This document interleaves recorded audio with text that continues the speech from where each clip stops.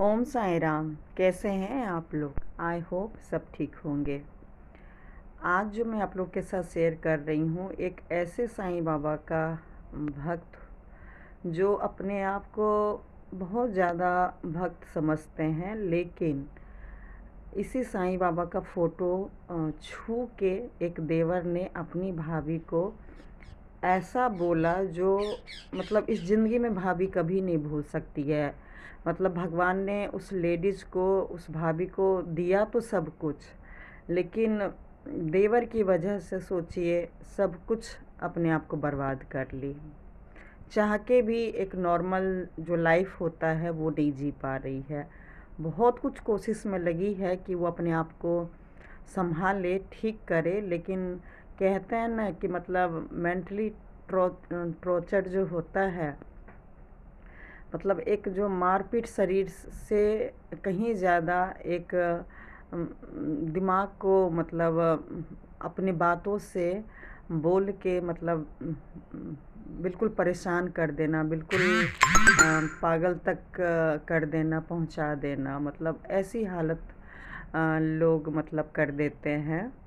वो मैं आज आप लोग के साथ शेयर कर रही हूँ, और ये किसी और की स्टोरी नहीं, मैं खुद की अपनी स्टोरी बता रही हूँ कि मतलब सही बोलूँ, किसी भी इंसान को आप सब कुछ ले लीजिए, पैसा, प्रॉपर्टी, सब कुछ, लेकिन एक लेडीज़ अपने स्वाभिमान के लिए मतलब लड़ती हैं, अपनी इज्जत के लिए लड़ती हैं, लेकिन अगर आपकी इज्जत को ही अगर कोई दांव पे लगा के गेम खेल जाए, और खुद देवर अगर भाई भाभी मतलब पति पत्नी के बीच में इतनी बड़ी दरार पैदा कर दे कि इस जन्म में उसे भूलना मुश्किल है, और उसके बाद जो नुकसान होता है मैं शब्दों में बता नहीं सकती हूँ। तो कहानी तो मैं बताऊँगी मतलब 5 साल पहले की, लेकिन ऐसा लगता है जैसे बस कुछ ही दिन पहले मेरे साथ ये हुआ है, और एक एक लाइन मतलब मुझे याद है, और इस जन्म में भूलने की मैं देखिए मैं कोशिश बहुत करती हूँ, बहुत पंडित जी से, गुरु जी से मेडिटेशन बहुत कुछ करती हूँ। आज जो मैं यूट्यूब पे मेरा वीडियो जाके चेक कीजिएगा, जो भी मैं यूट्यूब पे बोल रही हूँ ये उसी दिन का बीच है, 5 साल पहले का। अगर मेरे साथ 5 साल पहले ऐसा नहीं होता तो शायद आज मैं ऐसी नहीं होती। मतलब सब कुछ एक तरह से सोचिए वो इंसान मेरा बर्बाद कर दिए। मतलब सब कुछ ले लेते, लेकिन जो किया उस दिन वो भूलना बहुत मुश्किल है। और हुआ कुछ भी नहीं, ये 24 मई की 2019 की बात है।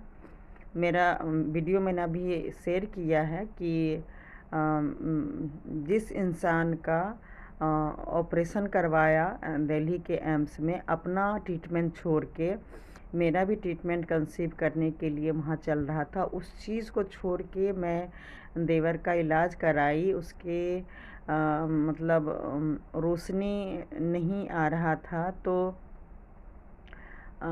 देवरानी ने मुझे काफ़ी बीच में मतलब अपना असली चेहरा भी दिखा दिया। उसके बावजूद भी मैं उसी बीच में, जब तक रोशनी नहीं आई, देखिए मेरी भगवान ने मेरी फिर परीक्षा लिया। उसको छोटा छोटा मतलब माता रानी का चिकन पॉक्स हो गया था। उसको भी उस टाइम पे मतलब सब कुछ भूल के मैं फिर दोबारा देवी उसको बना दी, और सारा घर का काम करते हुए उसको संभाली। सुबह शाम उसको मैं अगरबत्ती दिखाती थी, पैर हाथ उसको पोंछती थी, बेडशीट उसका बदलना, मतलब हर काम, उसके बच्चे को देखना, उसके हस्बैंड को देखना, अपने परिवार को देखना, और साथ में मेरा जो कंसीव होने का था, देवर का जब इलाज हो गया तो मैं अपना भी ट्रीटमेंट स्टार्ट कर दी थी। मेरे भी डेली मतलब इंजेक्शन लगते थे, और मुझे भी बहुत पेन होता था, लेकिन मैं आराम नहीं कर पाई। ये सब इसलिए बता रही हूँ कि मतलब बार बार जबकि मैं रिश्ते में बड़ी हूँ, लेकिन उसके बावजूद भी जो एक फ़र्ज़ होता है भाभी का, एक देवरानी का, मैंने किया। जबकि मतलब 15 साल पहले मेरे तीनों फैमिली, मेरी बेटी को, फिर मेरे हस्बैंड को, फिर मुझे बहुत ही बड़े-बड़े घाव की तरह चिकन पॉक्स हुआ था। तो यकीन नहीं करेंगे, उसने देखा था, वो एक बार झाँकने भी नहीं आई थी, एक बार भी नहीं। 3 हफ्ते तक मैं परेशान रही थी, लेकिन एक बार भी एक खाने का हेल्प नहीं किया, कुछ भी नहीं किया। वो उसके बावजूद भी मुझे याद था, मैं एक-एक कहानी, मेरे मेमोरी ऐसी होती है कि 24 साल पहले भी मेरी सास ने शादी के जस्ट बाद क्या किया, मुझे वो भी याद है। तो मैं इस चीज़ को कैसे भूल सकती हूँ, लेकिन फिर भी मेरा यही मानना है कि भगवान परीक्षा लेते हैं। अगर अपनों को कोई तकलीफ़ होता है तो बीच मझधार में नहीं छोड़ना चाहिए, जहाँ तक संभव हो मदद करनी चाहिए। ये सोच के मैं देवरानी को, जो बचपन में मैं देखती थी देवी बना के रखना, सेवा करना, वो सारा कुछ मैंने किया। और उसके कुछ ही दिन बाद मतलब फिर मेरे मदर इन लॉ वगैरह भी चले गए थे गाँव, वो लोग भी आ गए।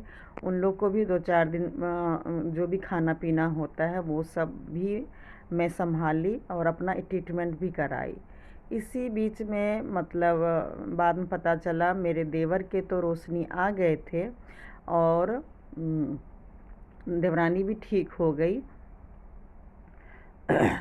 लेकिन भगवान ने क्या किया कि देवर के ऑपरेशन जिन्होंने कराया, वो मैं पहले वीडियो में शेयर की हूँ कि उनकी वजह से मतलब मेरे देवर कुछ उस बंदे से कुछ नाराज़ हो गए। अब वो डिटेल में मैं क्या बताऊँ, थोड़ी बहुत नाराज़ हो गए। और जैसे मुझे नहीं बोला कि रोशनी आ गई है, डायरेक्ट एक बार भी मुझे देवर अपने आप नहीं बताए, देवरानी नहीं बताई रोशनी आ गया। ऐसे ही जब हम डॉक्टर के पास गए, डॉक्टर ने बोला सब कुछ ठीक है।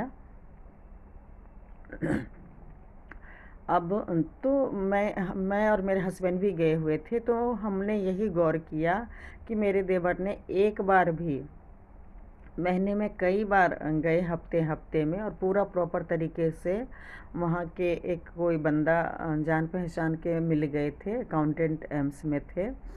तो लेकिन हमने देखा एक बार भी थैंक यू करके रिगार्ड से नहीं बोला, उल्टा कुछ पेपर की प्रॉब्लम हो गया था, इंश्योरेंस पेपर का, तो जिसकी वजह से मेरे देवर मतलब उस बंदे से मतलब ज़्यादा नहीं, थोड़ा बहुत रूडली बात कर लिए थे।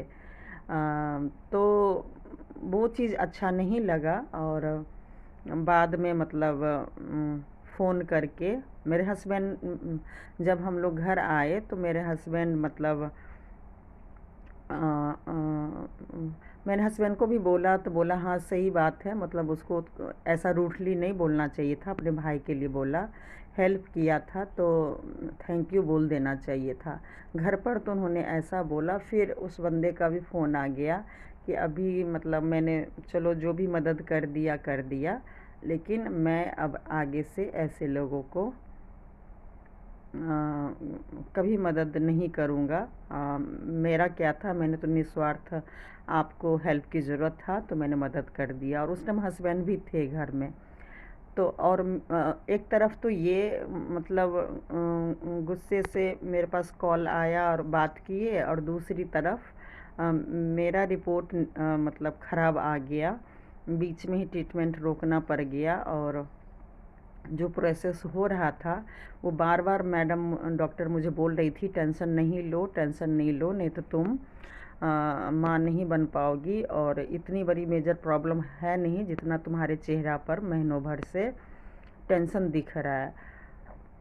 और फिर मैं घर डॉक्टर को भी बताई कि घर में ऐसे ऐसे प्रॉब्लम चल रहा है, मैं माँ नहीं बन पा रही हूँ, लेकिन मेरे फादर इन लॉ मतलब मेरे हस्बैंड के साथ धोखा दे रहे हैं, और जो भी है मेरे मतलब देवर को प्रॉपर्टी दे रहे हैं, और ऐसी कोई प्रॉब्लम हो रही है घर में जिसके कारण मैं मतलब प्रॉपर्टी के साथ साथ लोगों का बिहेवियर भी ख़राब होते जा रहा है, और जिसकी वजह से मैं बहुत ज़्यादा टेंशन हूँ। तो डॉक्टर ने बोला कि अभी तो अब तुम्हारा ट्रीटमेंट नहीं हो सकता है जितना तुम परेशान हो, पैसे भी नुकसान हो गए, लेकिन आगे अब तब आना जब तुम टेंशन में नहीं रहोगी, नहीं तो तुम्हारा फिर दोबारा पैसा भी जाएगा, शरीर भी जाएगा और माँ नहीं बन पाओगी।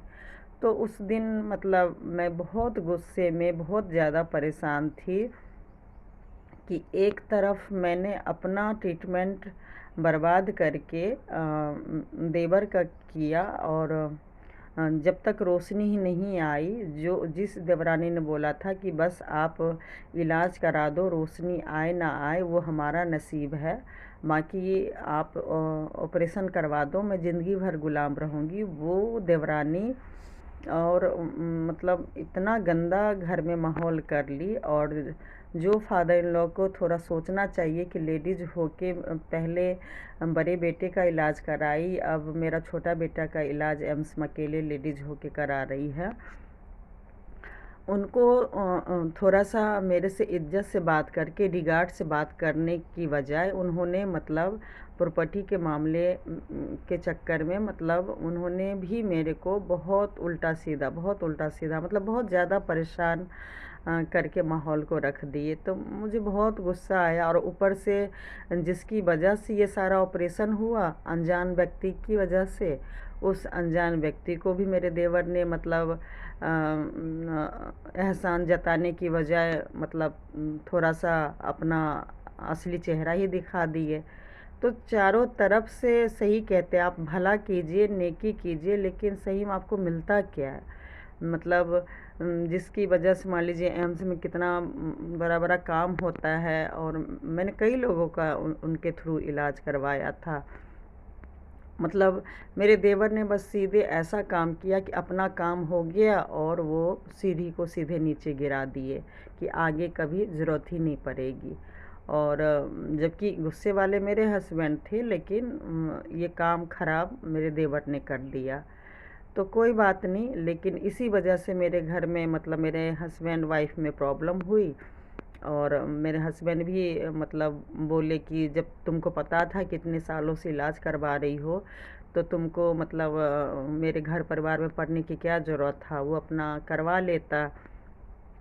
और मेरे पापा से भी उलझने की क्या ज़रूरत था, ज़मीन प्रॉपर्टी नहीं दे रहे हैं, या जो भी हो रहा है मेरे साथ गलत कर रहे हैं, तुम क्यों इतना टेंशन में ले रही हो। मतलब उस टाइम तो अपने माँ बाप भाई के खिलाफ़ ही बंद कमरे में बोले, लेकिन बहुत मुझे भी डांटे, गुस्सा किए।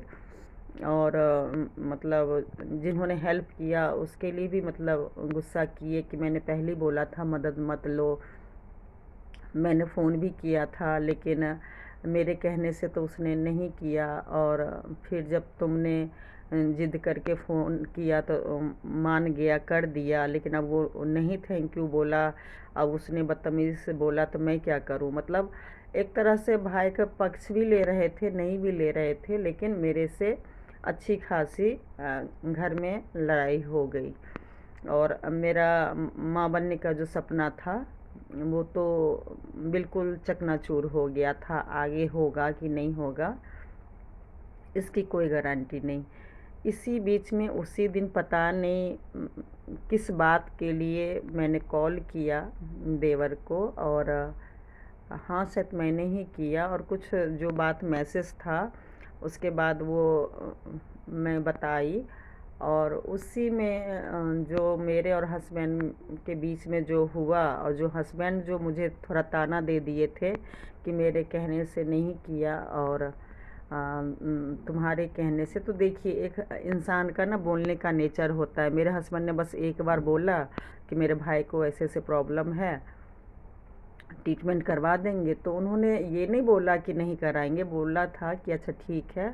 वो 31 मार्च का ड्यूटी था, अकाउंट्स का तो पता है टाइम होता है, तो उसके बाद मैं करवा दूंगा, उन्होंने ऐसा बोला था।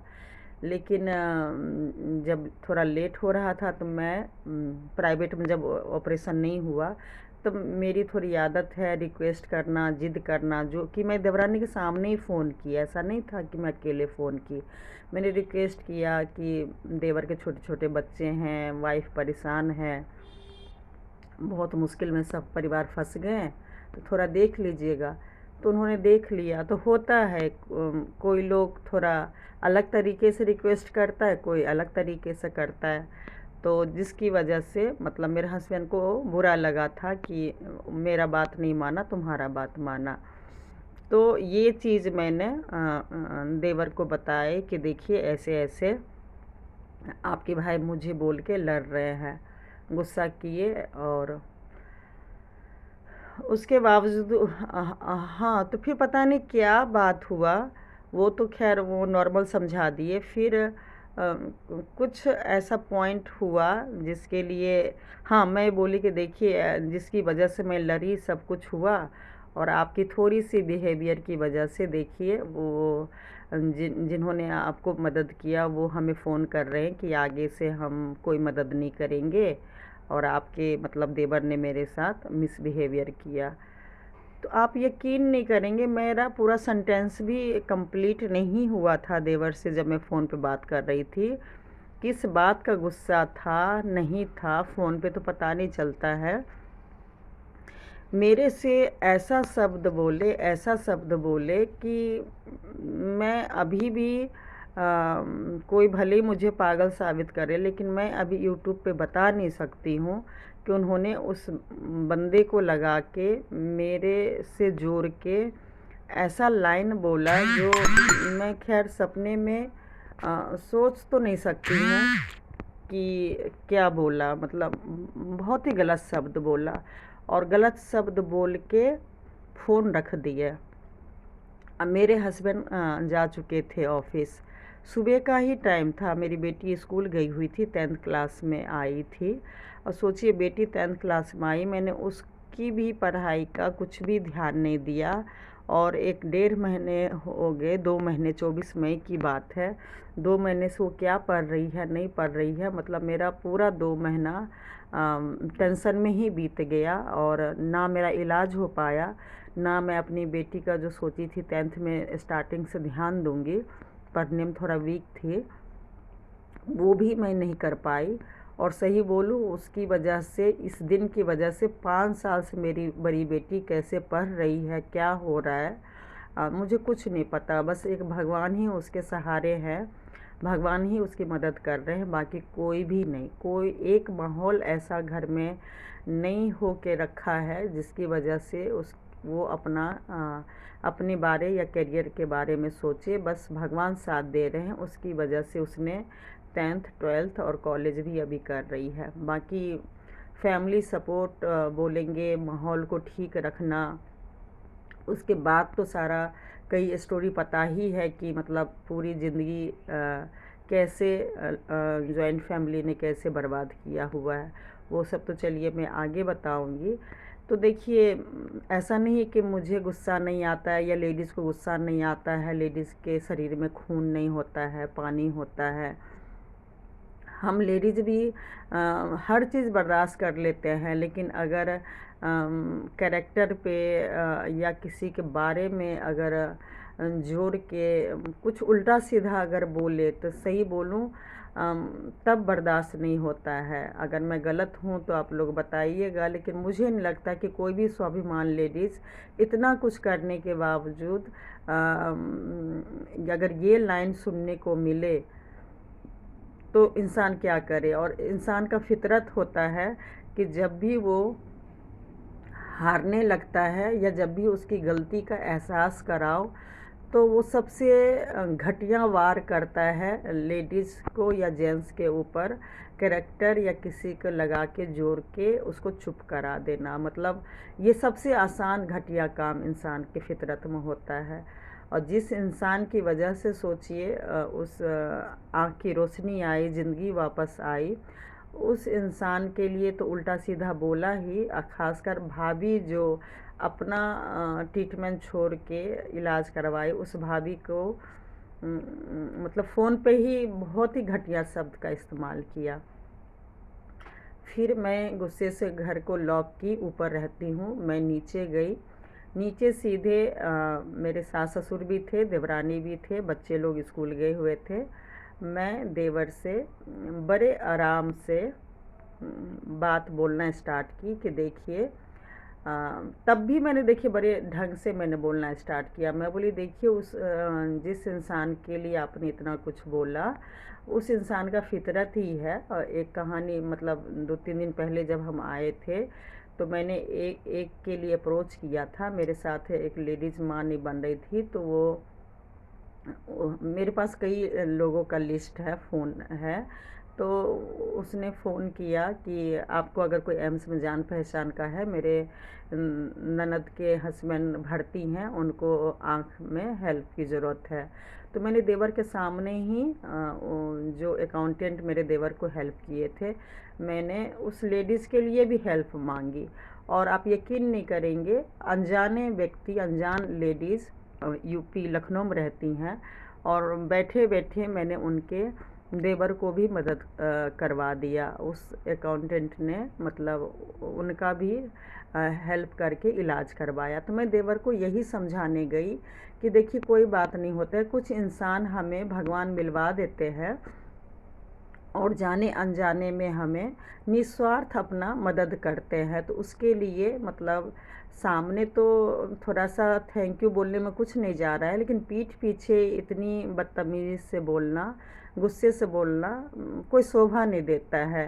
और मतलब मेरा सेंटेंस यहाँ भी पूरा नहीं हुआ, और आप यकीन नहीं करेंगे, मतलब मेरा आवाज़ है थोड़ा सा ढंग से भी बोलो तो मतलब तेज़ ही लगता है।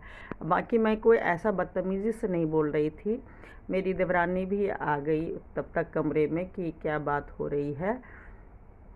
आप यकीन नहीं करेंगे, मेरे देवर वहाँ से उठे और उसके बाद इतना गाली गलौज, इतना गाली गलौज, तू मैं, माँ बहन की गाली। सही बोलूँ, कुछ सेकंड मिनट के लिए तो मुझे लगा कि मेरी देवरानी जो बीच में बोल रही थी ना चुप हो जाओ या ये, तो मुझे लगा कि सही बोल रही हूँ, मुझे लगा कि वो अपनी वाइफ को डांट रहे हैं कि तुम भाभी को बोलने क्यों नहीं दे रही हो, बीच में क्यों बोल रही हो, मुझे ऐसा लगा। लेकिन नहीं, ऐसा नहीं था बिल्कुल। जो गाली गलौज, जो चिल्ला के बोलना, वो सारा कुछ मेरे लिए था। मतलब मैं हैरान हो गई कि जिस देवर के लिए इतना किया, वो मुझे गाली गलौज माँ बहन के दे रहे हैं, वो मुझे तू करके बोल रहे हैं। और जितना मतलब जो असली चेहरा था, मतलब मैं क्या ज़्यादा बोलूँ, मतलब बहुत गंदा रूप दिखाया। और उसके बाद मतलब साईं बाबा का फ़ोटो घर में लगा हुआ था, उस साईं बाबा को कसम खा के उस अकाउंटेंट के लिए इतना गाली गलौज दिया। फिर उस मतलब बता नहीं सकती हूँ शब्दों में, उस फ़ोटो को छू के और मेरे लिए इतना गलत शब्दों का इस्तेमाल किया, उस अकाउंटेंट के लिए इतना गलत शब्दों का इस्तेमाल किया। मतलब ऐसा माहौल क्रिएट कर दिए 5 मिनट के अंदर कि बिल्कुल लग रहा था कि अब क्या करूं। गुस्से वाले तो देखिए मैं भी हूँ, और इतनी बड़ी बात तो देखिए कोई भी लेडीज़ नहीं बर्दाश्त करेगी, कोई भी। मैं चैलेंज कर रही हूँ, कोई भी लेडीज़ इतनी बड़ी बात, वो भी जिस देवर का 10 दिन 15 दिन पहले आँख का रोशनी आया, देवरानी को इतना माता बना के उसको पूजा की, ना वो देवरानी मेरा साथ दी, ना देवर। और मेरे सास ससुर भी घर में तमाशा देख रहे थे।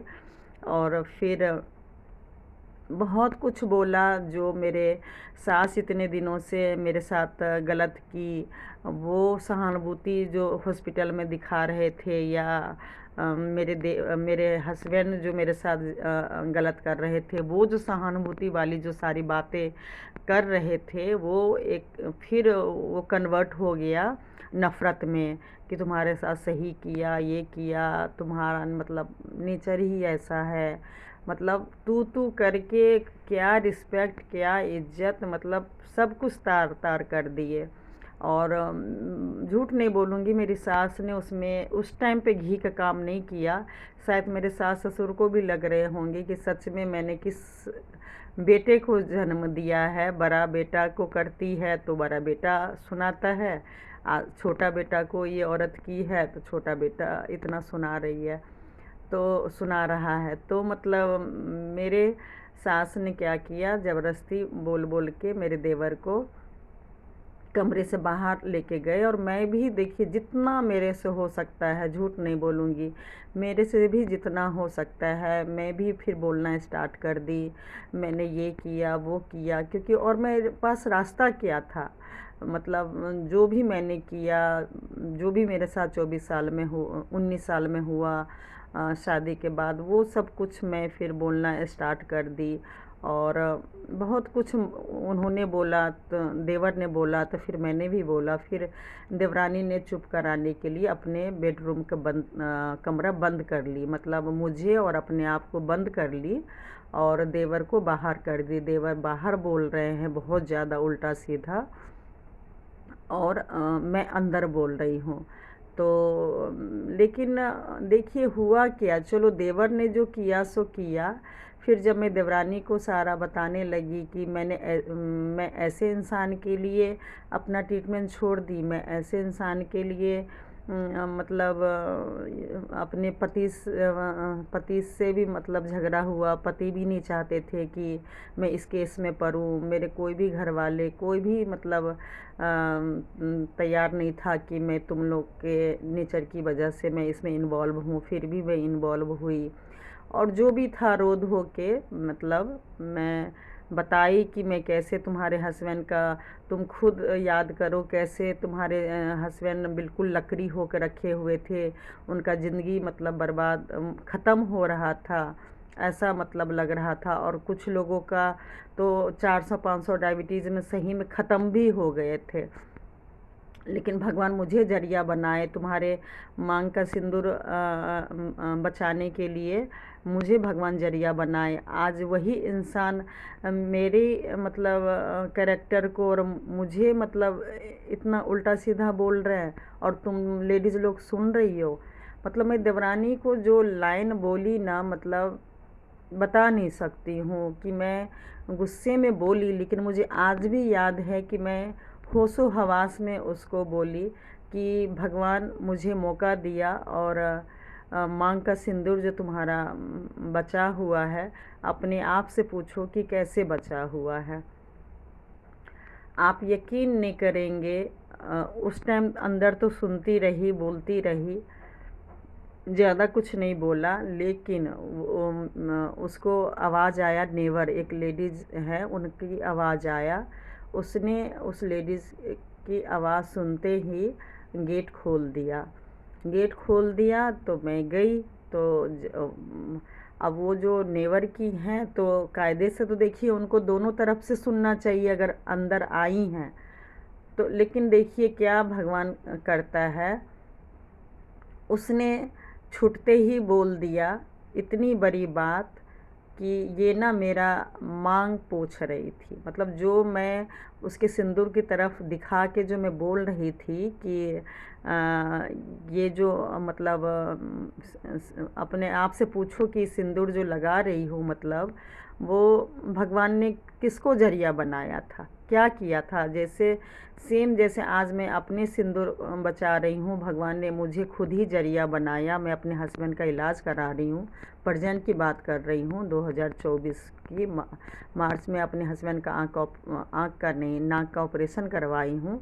इसी तरीके से तुम्हारे हस्बैंड के लिए भी मैं अकेले कैसे एक लेडीज़ होके उस देवर को इलाज करवाई, जान बचाई, जो मेरे से बात भी नहीं करते थे, कभी मेरे से बात नहीं करते थे, फिर भी मैं तुम्हारे लिए उस इंसान से बात की और उस इंसान का मतलब देवर का इलाज कराई। आज औरत हो के मतलब उसने बिल्कुल उल्टा बाहर जाकर बोल दिया। मेरी सास थी, ससुर थे, देवर था। सही बोलूं, जब मेरी देवरानी बोल रही थी ना तो मेरे सास ने एक बार भी रिएक्ट नहीं किया, ना मेरे ससुर ने किया, क्योंकि उनको पता है मैं कितना भी गुस्से में तो बोलती हूँ लेकिन मैं इतना नीचे काम नहीं कर सकती हूँ। तो एक बार भी नहीं मेरे गलत बोला। लेकिन जो नेवर की जो आंटी आई हुई थी, उन्होंने मतलब जैसे एक रिएक्ट होता है ना, हे भगवान मतलब ऐसा किया मतलब गलत उन्होंने मेरे साथ रिएक्ट किया पूरा, मतलब दोनों पक्ष के बारे में सुनना चाहिए। इसलिए देखिए मैं कई वीडियो भी बना चुकी हूँ कि दो के बीच में क्या हुआ है और क्या नहीं हुआ है वो भगवान को पता होता है, तीसरा किसी को नहीं पता होता है। अब वो दो में मतलब मेरी देवरानी ने सोचा, क्योंकि शोर तो बहुत मच गया था, तो दुनिया वाले को अब क्या सफाई देगी कि उसका मतलब पति एक भाभी को इतना गाली गलौज आखिर क्यों किया। जिस भाभी ने अकेले 10 दिन 15 दिन पहले जा के अपने देवर का इलाज करवाई, उस देवर ने आखिर भाभी को इतना गाली गलौज क्यों दिया। तो सही बोलूँ 1 सेकंड में वो पलट गई मेरी देवरानी। और होता है ना नेवर में, अगर आप एक लोग को बोल देंगे कि मैंने क्या बोला नहीं बोला, तो वो चारों तरफ तो बोलेंगे ही कि भाई उनके घर परिवार में क्या हो रहा है। तो मतलब बहुत अच्छे से गेम खेल गई, बिल्कुल वो आंटी को अपने कॉन्फिडेंस में ले लिया। और जो मैंने बंद कमरे में नहीं किया था, जो मैं सपने में भी नहीं सोच सकती थी, वो इल्ज़ाम उसने आंटी के सामने बोल दिया। और अपने हस्बैंड की सारी गलती को एक पॉइंट बोल के, मतलब सही बोलूँ मैंने बोला आंटी सुनिए, लेकिन उन्होंने साफ मना कर दिया। मतलब उस टाइम ऐसे पोजीशन पे वो थी कि मतलब हर पंचायत में होता है, अगर आप किसी के घर में लड़ाई झगड़ा हो रहा है और अगर आप बीच में आए हैं तो सभी को पता है कि भाई दोनों पक्ष सुना जाता है। लेकिन नहीं, उन्होंने एक पक्ष का सुना और मेरा मतलब बात ही नहीं सुनी। तो खैर ये जो मेरे साथ भेदभाव मेरे ससुराल वाले ही भी नहीं, जो मेरे नेवर के लोग हैं वो सब, तो खैर मैं कई वीडियो लाऊंगी कि मेरे साथ क्यों किया नहीं किया मुझे भी नहीं पता। लेकिन हाँ, एक ज़रूर मैं इस बीच मैसेज दूंगी कि कभी एक पक्ष का ना सुने, जाने अनजाने में आप बहुत बड़ी गलती कर जाते हैं। क्योंकि जो सच में गलत करता है, जो सच में क्राइम करता है, और वो ऐसा चाल चल के अपने बारे में इंसान नहीं बताता है कि मैंने क्या बोला और क्या किया। मेरे जैसे नेचर वाले सच में कम लोग मिलेंगे। जो मैं बोलती हूँ वो मैं सबके सामने बोलती हूँ, मत क्यों, मुझे डर नहीं है, क्योंकि मुझे पता है कि मैंने वो लिमिट क्रॉस नहीं किया है, मैं वो पाप नहीं की हूँ। भले ही मेरे साथ बहुत ज़्यादती हुआ, लेकिन मैं फिर भी इतनी बड़ी क्राइम गलती नहीं की हूँ। लेकिन उस दिन वो चाल चल के मतलब आंटी को तो कॉन्फिडेंस लेके सोचिए पूरा केस को अपने तरफ घुमा लिया, सहानुभूति पा लिया। और वो मतलब बाद में आंटी भी, मतलब जो भी है, मुझे कई लोगों ने फिर बोला, 10 लोग को मतलब मेरे खिलाफ भड़का दी, बोल दी कि उस घर में ऐसे ऐसे मतलब लड़ाई हुआ है। और इधर बता दूं कि मेरी देवरानी ने एक और चाल चली। जब मैं बोल रही थी तो वो अपने फ़ोन से मेरे हस्बैंड को फ़ोन कर दिया।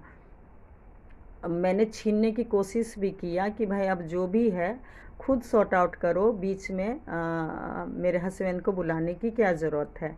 लेकिन फिर भी उसने फ़ोन कर दिया। और आप यकीन नहीं करेंगे, फ़ोन करते ही आवाज़ सुना दी होगी जब मैं बोल रही थी, तो मेरे हस्बैंड आ गए। मतलब उसके बाद तो मेरे हस्बैंड जो बोलना शुरू किए, तो सही बोलूँ आंटी जो थी पड़ोस की, वो चली गई। और मेरे हस्बैंड का भी यही कहना होता था जब भी झगड़ा होता था कि भाई हम लोग के घर के बीच में मत पड़िए। और ये बात सही भी है, कितना भी शोर शराबा हो जाए लोग खुद ही सॉर्ट आउट कर लेता है। किसी के बीच में पड़ने से क्या होता है, बहुत और बात बढ़ जाती है।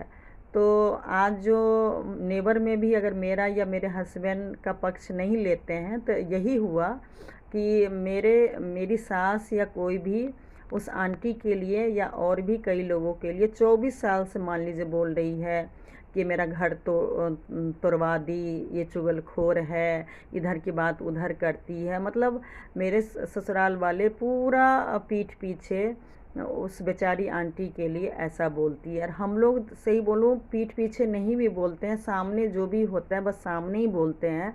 लेकिन कुछ लोगों की फितरत होती है कि पीठ पीछे बहुत बहुत ज़्यादा बुराई करना, अपने घर की गलती को किसी और पे इल्ज़ाम लगाना और सामने बिल्कुल मीठी मीठी बोलना। तो सही बोलूँ मैं तो, चाहे वो आंटी हो या और भी दो चार लोग हैं जो सोचती हैं कि मैं गलत हूँ और मेरे ससुराल वाले सही हैं और काफ़ी अच्छे से मान लीजिए विश्वास करते हैं। तो सही बोलूँ ऐसे लोग का, चाहे मेरे ससुराल वाले हो या कोई भी हो, फ़ायदा उठाता है। मतलब पीठ पीछे बहुत ज़्यादा बुराई करना, बहुत ज़्यादा बुराई करना और सामने अच्छे से रिश्ता बना के रखना, ये ना आजकल के लोगों की फितरत हो गई है। मेरे ससुराल वाले के ही नहीं, बहुत मैक्सिमम से मैक्सिमम लोगों की हो गई है। इस दुनिया में अगर एडजस्ट करना है ना आपको, तो सामने मीठी मीठी बोलते रहिए और पीठ पीछे जितना हो सके बुराई कीजिए। तभी आपका इस दुनिया समाज में मान सम्मान मिलेगा। नहीं तो अगर आप सच अगर आपने सामने बोल दिया, तो आपकी ज़िंदगी तो नर्क बनाने में कोई नहीं छोड़ेगा। सबके सब मिलके आपको नर्क का ज़िंदगी, नर्क का द्वार दिखा देंगे इसी धरती पे, अगर आपने सच बोल दिया तो। सच के बोलना इस दुनिया में, सही बोलूँ तो बहुत बड़ा गुनाह है। सच तो आपको बोलना ही नहीं है, चाहे जो भी इंसान, जैसा भी इंसान हो, आपको सामने नहीं बोलना है। तो बस ये आग जो था, मतलब मेरी देवरानी मेरे हस्बैंड को बुला के जो भी आग मेरे ज़िंदगी ख़राब नर्क बनाने में मेरे देवर ने जो भी कसर किया था, वो बचा खुचा मेरे हस्बैंड आके बस आग लगा के स्वाहा ही सोचिए मेरे ज़िंदगी को कर दिए। हुआ ऐसे कि मान लीजिए अगर कुछ भी हुआ है, ध्यान से सुनिएगा, अगर कुछ भी मैंने बोला या मेरे देवर ने बोला, देवरानी ने बोला, तो कायदे से मेरे हस्बैंड जब आए तो बाहर आके बोलते, मतलब बाहर कमरे में बोलते कि क्या हुआ और क्या नहीं हुआ। उन्होंने क्या किया, मेरे हस्बैंड को कमरे में लेके गए और कमरे में ले जाके 5-7 मिनट मैं यहाँ बाहर गुस्सा कर रही हूँ, चिल्ला रही हूँ, बोल भी रही हूँ कि अगर मर्द है, अगर जेंट्स है तो भाई बाहर आके बोलो, बंद कमरे में कान क्यों भड़का रहे हो। क्यों? क्योंकि मेरे देवर को अच्छे से पता है कि मेरे हस्बैंड कान के कच्चे हैं, मेरे ससुर कान के कच्चे हैं। तो इन लोगों ने कान के कच्चे के कारण तो मेरे पूरे ससुराल वाले के खिलाफ़ भड़का के, या जो मेरे ससुराल के जो रिलेटिव हैं सभी को मेरे खिलाफ़ भड़का के एक अच्छा खासा ये 5 साल में पूरा टीम बना लिए। मतलब मुझे अकेले करने के चक्कर में और अपने आप को सही साबित करने के चक्कर में। दुर्गा माता देखिए सामने है, एक लाइन भी झूठ नहीं बोल रही हूँ, ना ही झूठ बोलूँगी। क्योंकि अगर झूठ बोलना होता ना तो मैं बहुत बड़े बड़े इल्ज़ाम लगा के यूट्यूब में फेमस हो चुकी होती। लेकिन जो भी मेरे साथ हुआ है बस सच बोलूँगी, उसके अलावा मैं एक लाइन भी झूठ नहीं बोलूँगी।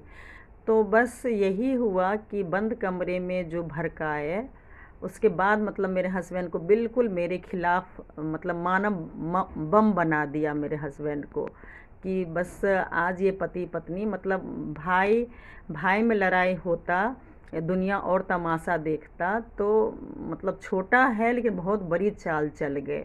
जबकि पति पत्नी हैं देखिए, लेकिन एक पति पत्नी, पति होते हुए दूसरे पति को अपनी ही पत्नी के खिलाफ़ भड़का के, और जो मेरे पति देवर ने जो मुझे बोला वो सुन के मेरे पति को सहानुभूति होना चाहिए था कि हे भगवान, मतलब मेरा भाई कैसा है, इतना कुछ भाभी मेरे खिलाफ़ जाके भी अकेले इलाज करवाई और वो मेरा भाई ऐसे बोला।